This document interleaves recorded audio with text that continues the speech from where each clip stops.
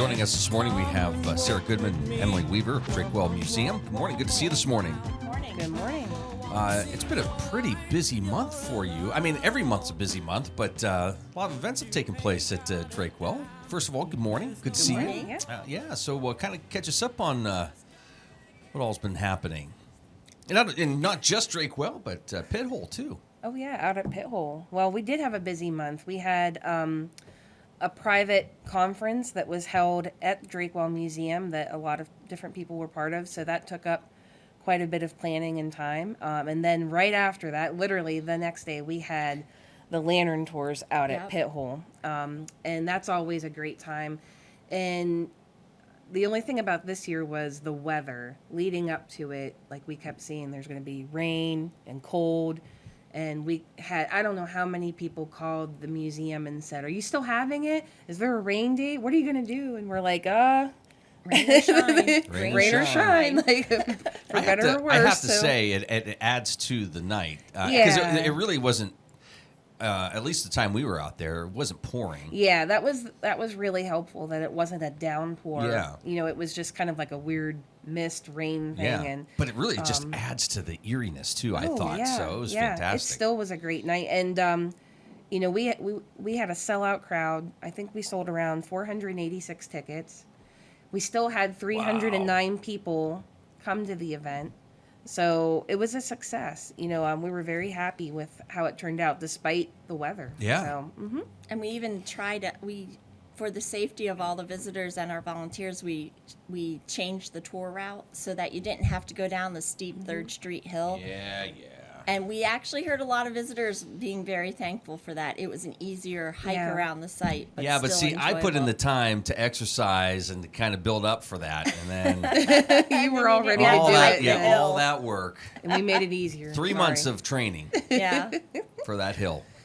Next time. Next time. Yeah. Next time the weather will be great and we'll make you hike up the hill. So what's the have there been discussions since that? Will it be brought back next year or 2 years or what? We're planning on, as of right now, having it next year. We're still coming up with an exact date, but right now, planning for having Great. it again. So, Well, that's exciting. yeah. Well, and it's a chance for folks too who maybe haven't had a chance to go out and visit Pit Hole to go out and see it and Well, that's kind of just rediscover it. the. Yeah.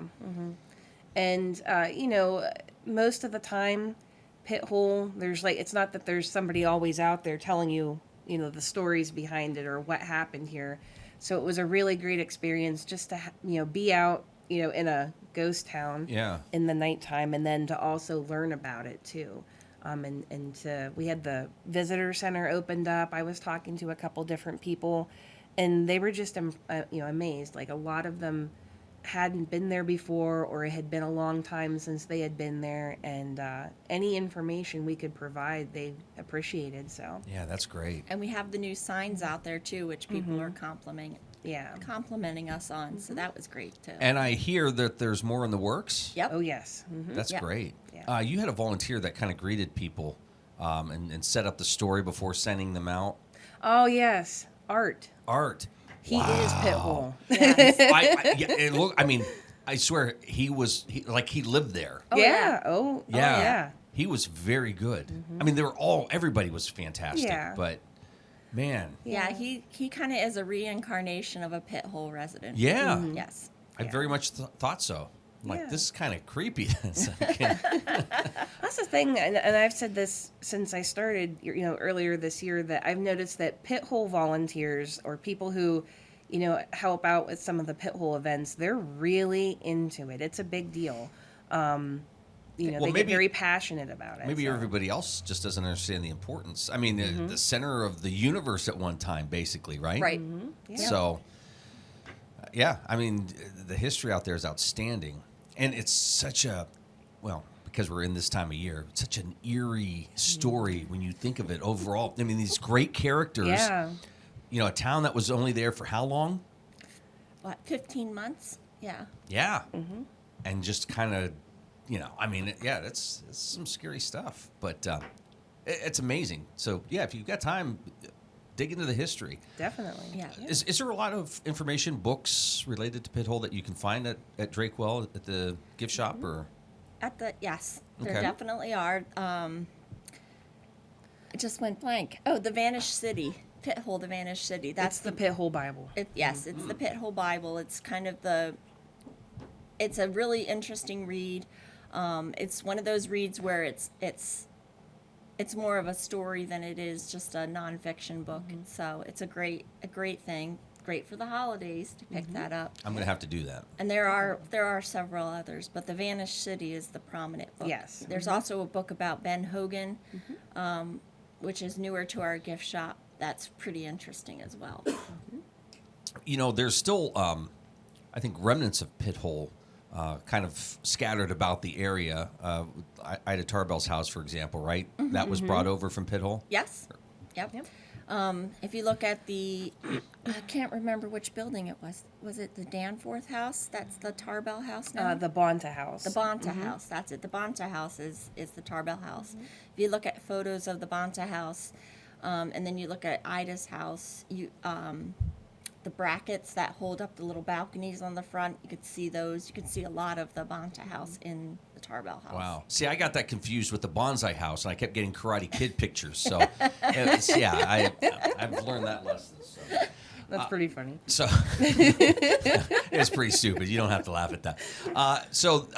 Obviously, a busy month. What happens now? You mentioned the gift shop, and you can find all this great stuff. Perfect for the holidays, right? Yeah. There seems to be a great appreciation for local history, and I don't know, maybe people are just tired of the same old for Christmas or for the holidays or birthday or whatever. But, you know, to get a book on local history, there just seems to be a greater appreciation now for that kind of stuff. Definitely. And we have a great selection of different books related to the early oil industry. You know, some of them are related directly to Drake Well, and some of them are actually focused on just local history topics in general, not necessarily oil related, but related to like the history of some of the communities around here. And we have a lot of other different gifts and I'm trying to think of another word. Souvenirs. But like souvenirs, yeah.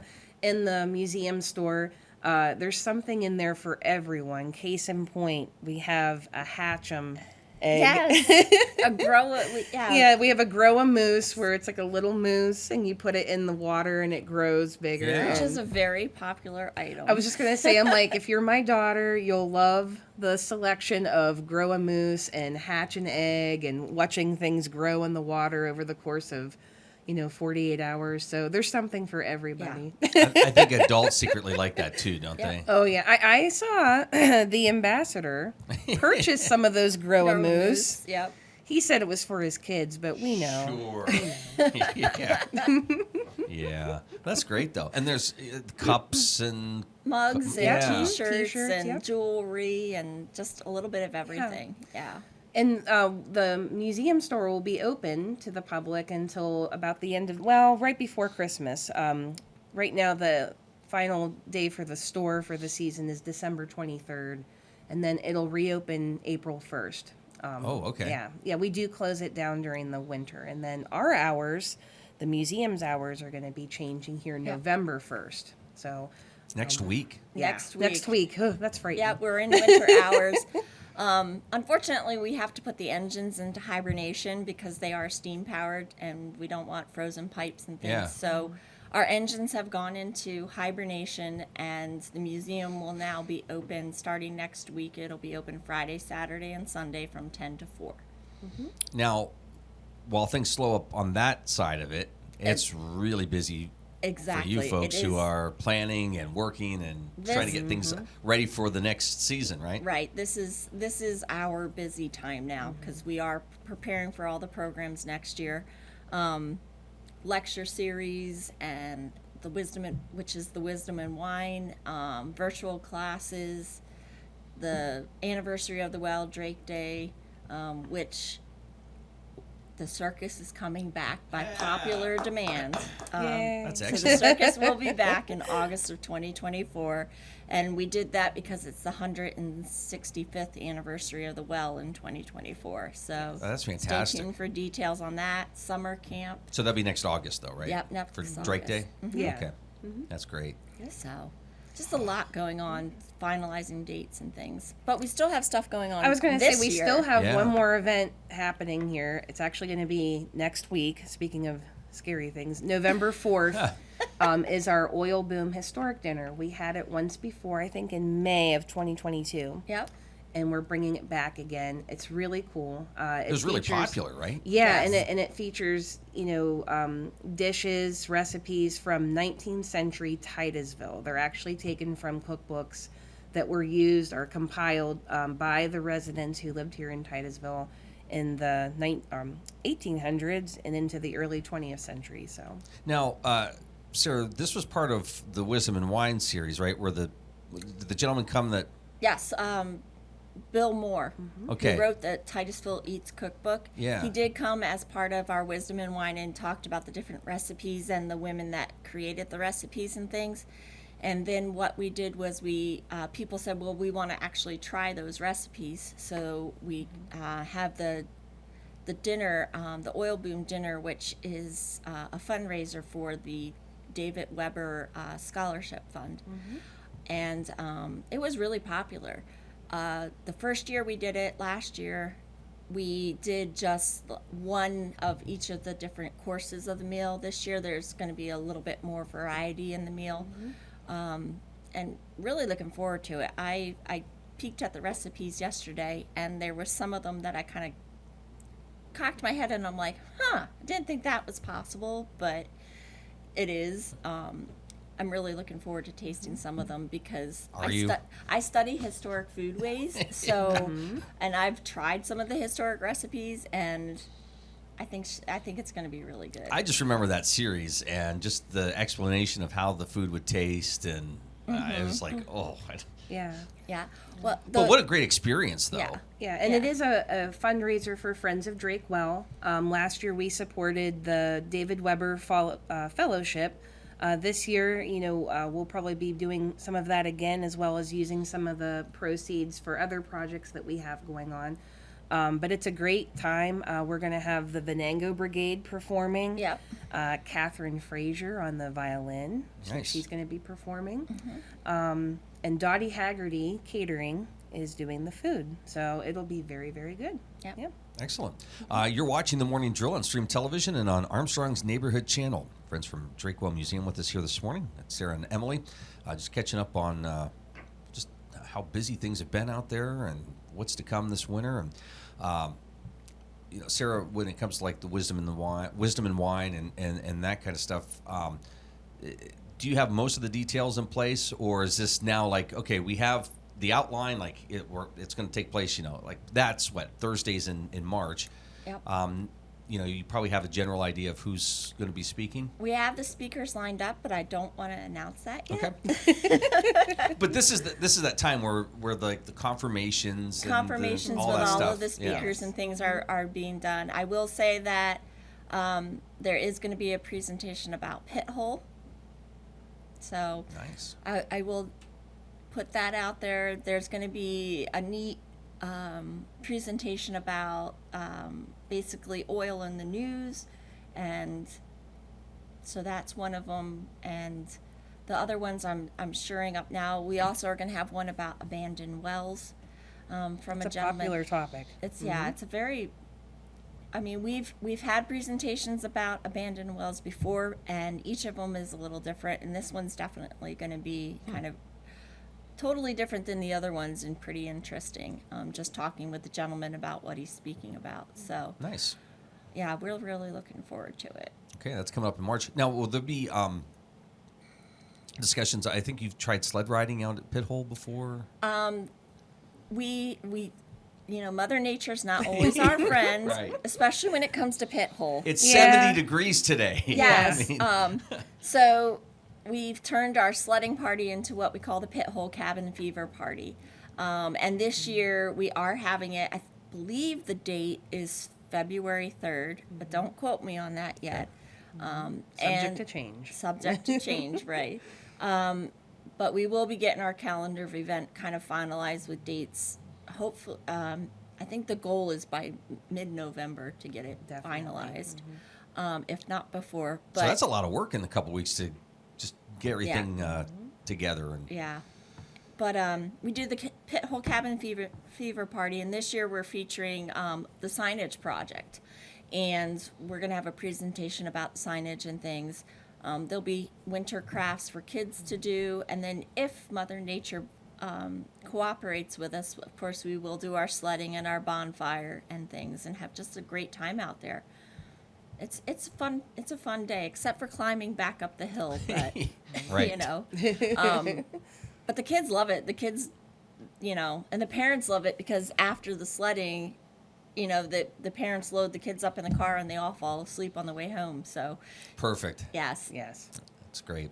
Now, the best thing this time of year, right, is for folks to follow you on Facebook or the website to Yep. see what's going on and what they can get involved with. yep. And checking out our YouTube channel. I'm trying to add new content on our YouTube channel, but definitely on Facebook. Emily is the head of posting now on Facebook. Wow. She's a Just little- found this out. Wow. She's a little more creative How- with Facebook how than much? I am. She does I a don't good know job. about that. She does we have an avatar of Colonel Drake, and you do really well with that. Yes. Yeah. And I Colonel think Drake, between the two of us, we do pretty well. yeah, and so. Colonel Drake loves commenting on other sites, other Oh, that's historic- funny. Yeah. Yeah. Down at one of our sister sites, the Old Economy Village down in Ambridge, Pennsylvania, they just had a paranormal program down there, and there is a photo, and it's of a shadow, and it looks like a gentleman in a It top hat. does, yeah. And Colonel Drake let everybody know that no, it is not him, that he was up here at the well, that he did not go down to, you know, Ambridge to scare people. But it's an That made me interesting. laugh when I saw it. Yeah, it's a really interesting photo, though.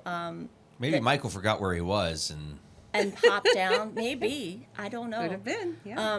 They're going to be double checking this Friday because they're having the program again, and they're going to be making sure that it wasn't the at the bottom of the knoll post. yeah. They think it might be a shadow of the knoll post on the wall, Wow. but I truly think that it is actually a ghost. I used to work there, and you could Oh, always you were down feel- there too? Yeah, Oh, I didn't know that. Okay. and there definitely is a presence down there at Old Economy Village. Very friendly presence. Very Okay. comforting presence. Yeah.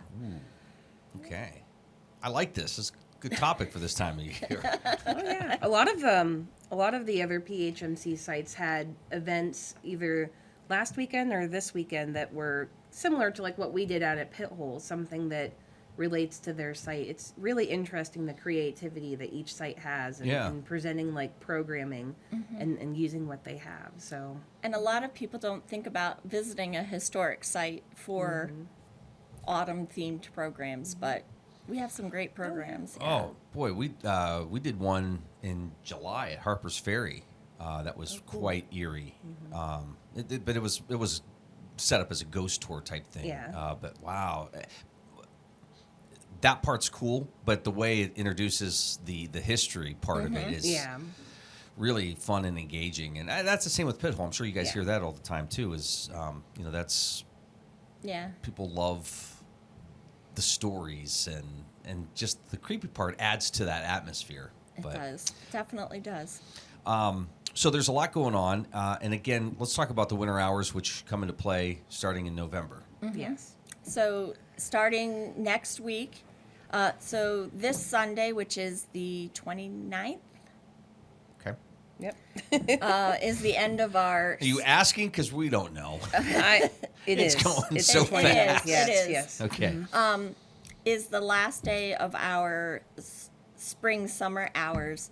Starting Wednesday, we will be closed Wednesday, Thursday, and then we're only open Friday, Saturday, and Sunday until end of April. And then I believe it's May 1st. We start back to the Wednesday through Sunday hours. Are school districts booking tours Oh my this gosh, time of year? yes. Okay. And I'm going to say this to all the teachers out there: start booking now for May, because I've already got 2 days that are full and I Oh, cannot wow. book you. Yeah. And they are they're Fridays, and they book fast, and Okay. it's yeah. So start booking, start calling me. Yep. And I think we talked about this perhaps the last time we were on, but we'll say it again. You know, we have different grants that we've received that have helped us make it easier for schools to come and visit. We can potentially help pay for the school's transportation costs. In some cases, we can also help pay for admissions costs. So if you're a school district or a private school or a homeschooling group and you're thinking, I would love to go to Drakewell, but I don't know if we can afford it at this time, please, please, please give Sarah a call, because there is a very, very good chance that we could help you in some way, whether it's transportation, admission, or even both. So we want to try everything we can, you know, to get the schools to come to our site. There's a great story there. A lot of our local population, I think sometimes they think they already know about Drakewell and they don't need to visit. But as we have found out recently, people come and they're like, I can't believe that all of this is here and I didn't know it, or I didn't realize how nice the museum was. I didn't know the whole story of Drakewell. So very, very important. I hear that myself when I've been there for events, and you know that, I guess that's a great thing about the events, right? It brings people in, and they go, "Oh, I forgot how great this place is." Yep. Yeah, Exactly. Yeah. come back. So part of the we talked about the gifts you can get at the gift shop, but what about a membership? Definitely, we have those as well. That's another great Christmas gift, is to purchase a membership for, it's a membership for Friends of Drakewell, but it gets you into Drakewell Museum for free for an entire year. And that also includes historic Pit Hole City, the visitor center, when we have it open during the summer months. That membership can also sometimes get you free admission into some of our events, not all of them, but a lot of them, or at least a discounted price. You also get 10% off at the museum store. Who can say no to that? Yeah. Well, Sarah, Emily, good to see you. Thanks. All the best.